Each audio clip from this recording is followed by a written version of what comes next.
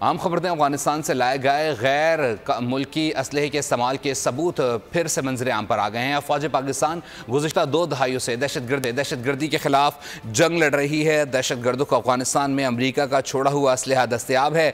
दहशतगर्दों को हथियारों की फराहमी ने खित्ते की सलामती को नुकसान पहुँचाया है। इसी पर मजीद बात करेंगे सलमान अवान, नुमाइंदा खुसूसी बोल न्यूज़ है, उनसे जान लेते हैं। सलमान, बताइएगा, हर कार्रवाई में हम देखते हैं कि वही असलहा इस्तेमाल होता है, क्या कहेंगे सवाल से?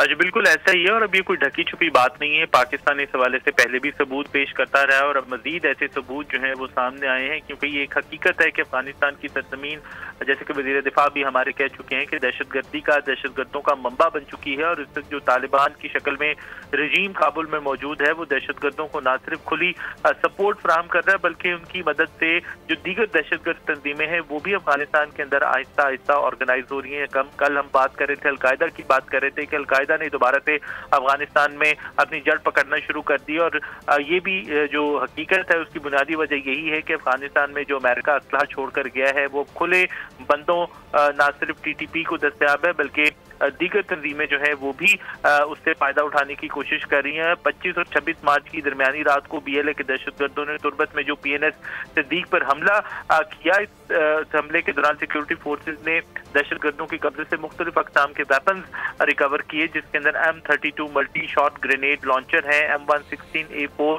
नाइट थर्मल विजन और दीगर अमेरिकन साख्ता जो वेपन्स हैं वो शामिल है। इसके अलावा BLA ने 20 मार्च को गवादर पोर्ट पर जो हमला किया था उसके दौरान भी अमेरिकन वेपन्स इस्तेमाल किए गए और वही वेपन्स जो है सिक्योरिटी फोर्सेज ने रिकवर भी किए।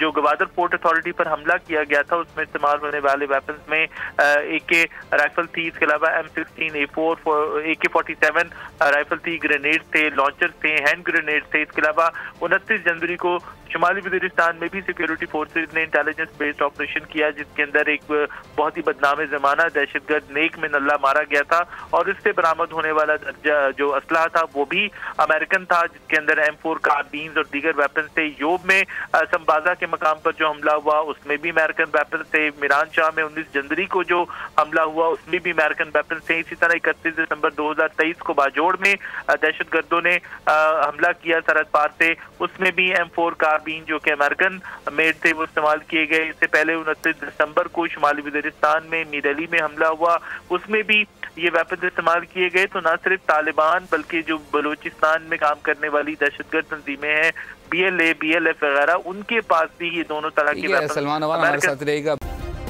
सब्सक्राइब करें और बेल दबाएं ताकि कोई खबर रह न जाए।